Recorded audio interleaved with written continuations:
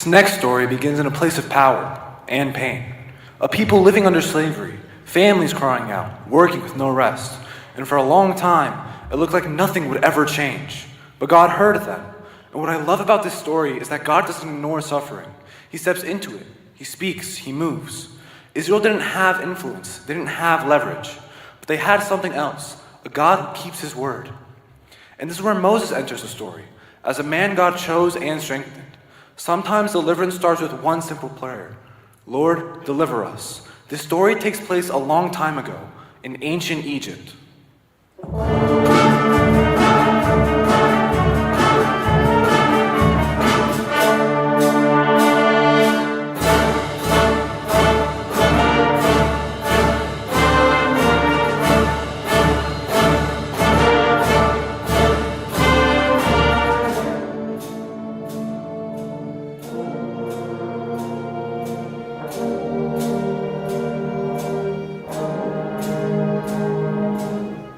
Egypt looked impressive on the outside, but behind the walls and the wells were streams.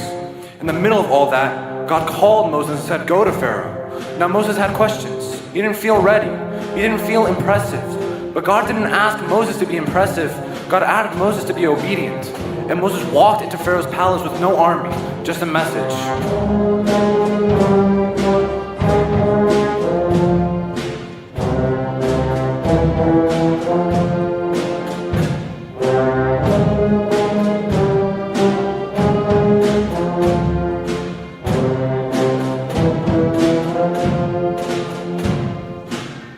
Pharaoh heard the message, and he refused it. No negotiation, no mercy, no change of heart. So Moses went back again, and again, and again. And the message always stayed the same: let my people go.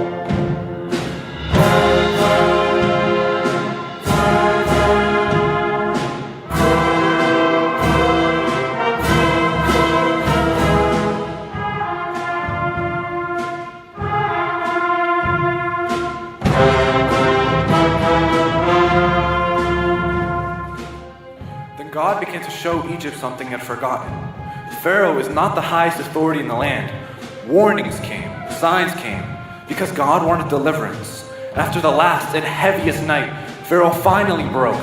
He called for Moses and said, "Go, leave, and take your people and get out."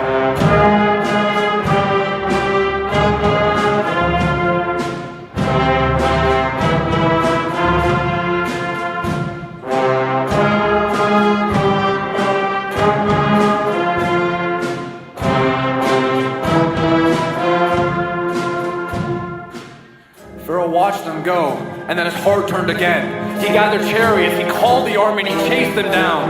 Israel looked back and saw dust, then wheels, then an army closing in.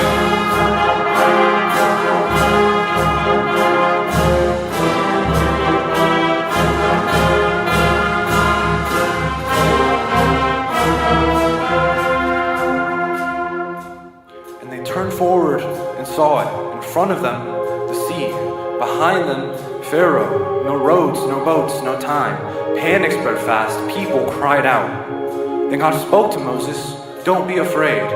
Stand firm and you will see my salvation."